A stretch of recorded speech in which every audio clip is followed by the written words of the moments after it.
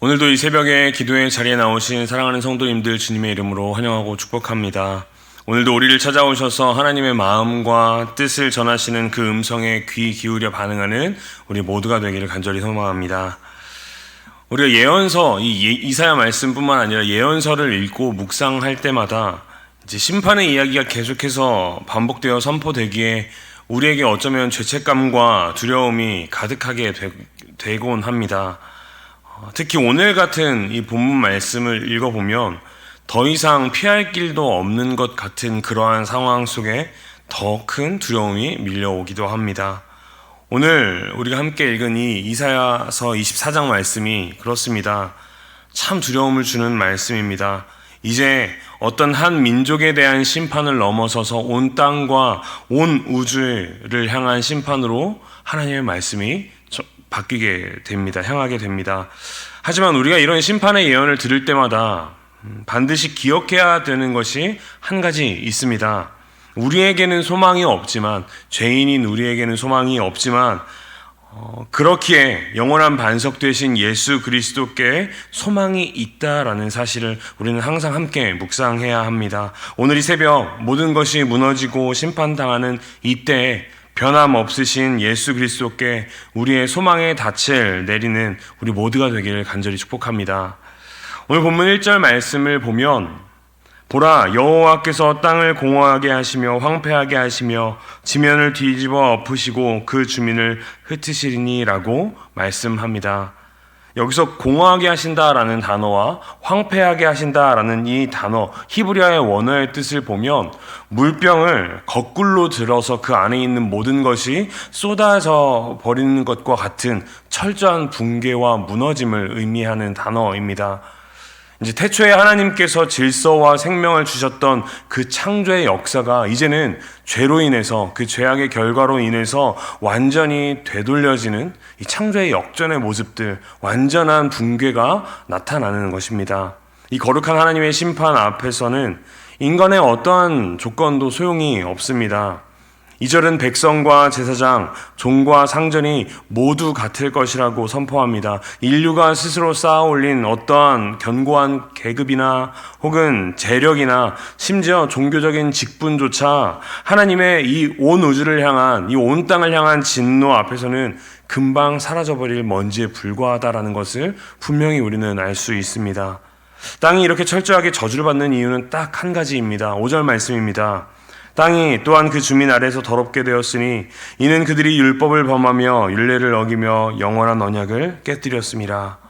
인류가 영원한 언약을 깨뜨렸기에 땅이 철저히 저주받게 된 것입니다. 하나님께서 창조하신 이 모든 세계가 고통당하는 근본적인 원인은 다름이 아닌 바로 죄로 인한 우리의 전적인 타락에 있다라는 것입니다. 사랑하는 성도 여러분, 혹시 우리의 모습 속에 돈이나 권력이나 세상의 성공이 진짜 우리에게 평안함을 준다라는 그러한 생각이 우리 가운데 있을지도 모르겠습니다.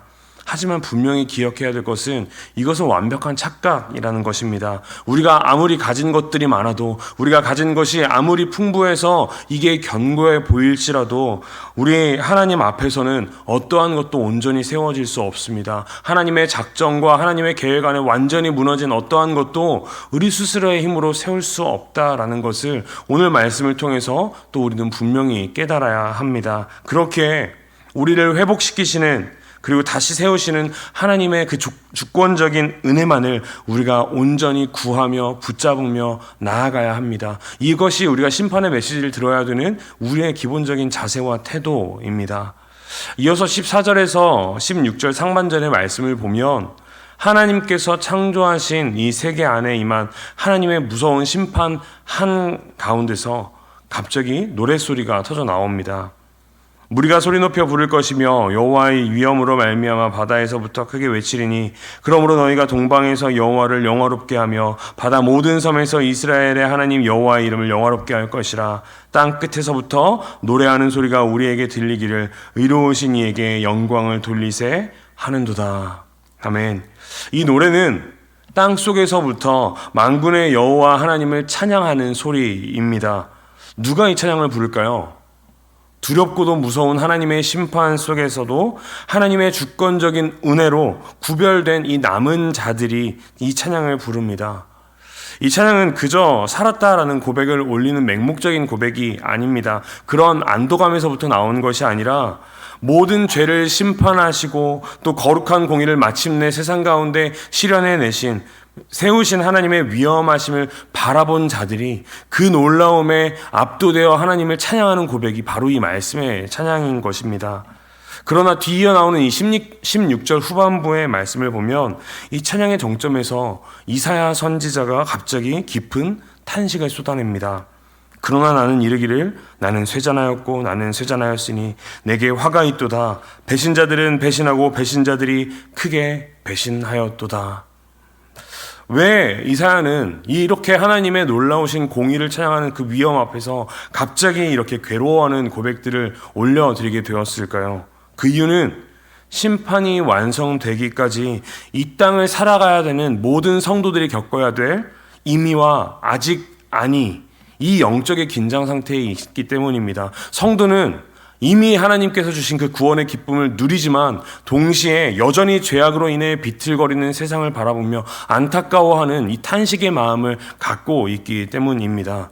이사야 선지자가 바로 그 마음을 함께 느끼고 있었습니다. 구원을 받은 성도로서의 기쁨과 함께 더불어 여전히 그 죄악으로 인해서 망해가는 세상을 보며 탄식하는 모습으로 이 16절 후반부에 이 찬양의 고백이 바뀌는 것입니다. 사랑하는 성도 여러분, 오늘 이 새벽 우리가 가져야 하는, 우리가 보여야 되는 모습이 바로 이 이사야 선지자가 보이는 기도와 같은 모습이 되기를 소망합니다. 공의의 하나님을 찬양하면서도 동시에 또 우리가 살아가는 이 죄가 가득하여 여전히 하나님 앞에 심판받아야 되는 그러한 슬픔과 탄식의 모습들을 보면서 우리가 이 거룩한 애통의 마음을 품는 그 마음으로 기도하는 우리가 되기를 소망합니다. 하나님의 선택된 백성, 하나님의 성도로서 우리가 이 땅 가운데 누리는 구원과 함께 여전히 그 구원을 누리지 못하고 살아가는 자들을 보며 애통하는 마음을 우리가 가져야 한다라는 겁니다.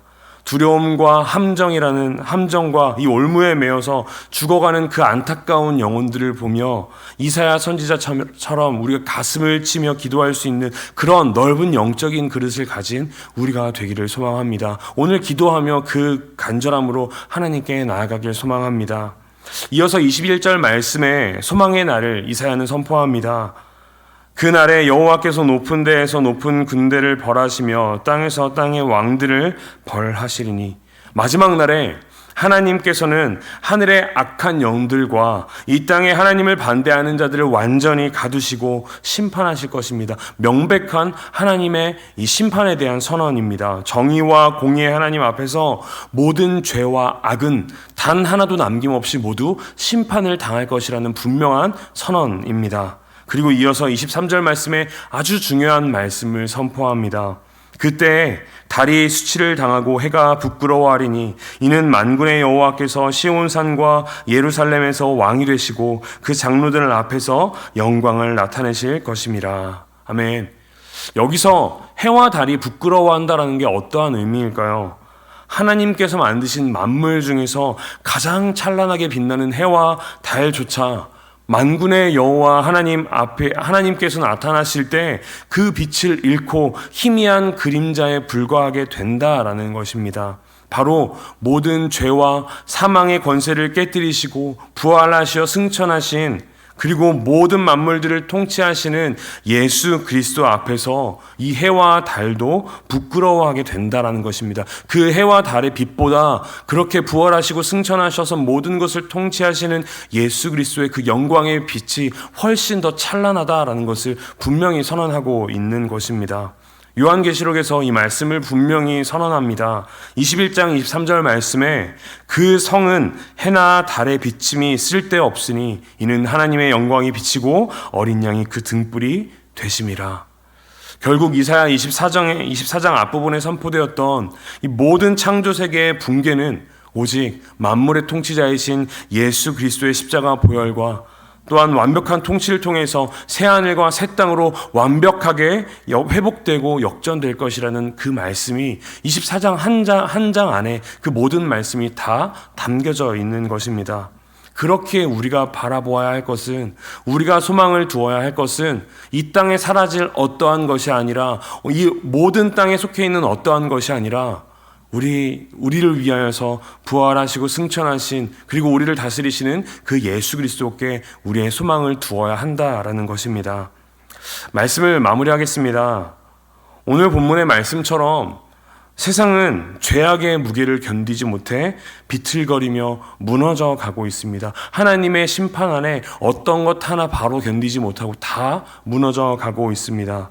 우리의 힘으로는 이 무너져가는 것을 막을 수가 없습니다. 그렇게 오늘 이 새벽 우리는 반드시 기도로 하나님 앞에 나아가야 합니다.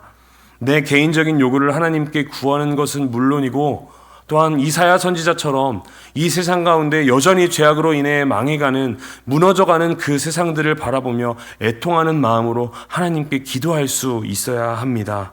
그리고 무엇보다 우리의 시선이 무너져가고 썩어져가고 다 붕괴되어가는 이 세상 가운데 있는 것이 아니라 오직 영원한 반석 되신 예수 그리스도께 있어야만 합니다. 왜냐하면 예수 그리스도야말로 모든 만물의 죄악을 대속하시고 부활하시고 하늘로 올라가셔서 새 창조의 찬란한 빛으로 오신 그 주님만이 우리의 유일하고 영원한 반석이 되시기 때문입니다. 간절히 바라기는 오늘 하루 우리가 기도하며 오늘 하루를 살아낼 때 이 세상의 가치에 우리의 마음과 미련을 두지 않고 오직 영광의 왕이신 예수 그리스도의 그 통치 아래 우리 모든 삶을 내어드릴 수 있기를 소망합니다. 그리고 다시 오실 새 예루살렘의 주님을 열망하는 그 굳건한 믿음이 우리의 삶 가운데 오늘 하루 나타내기를 소망합니다. 그리고 그 십자가를 향한 그 믿음의 고백이 하나님께서 우리를 붙잡아 주시는 유일한 믿음의 근거, 그래서 오늘 하루를 살아갈 때 우리가 흔들리지 않을 수 있는 유일한 통로가 될 줄 믿습니다. 간절히 바라기는 하나님을 붙잡고 나아가는 우리 가운데 담대한 믿음과 또한 승리가 선포되는 오늘 하루 되시기를 주님의 이름으로 간절히 축복합니다. 함께 기도하시겠습니다.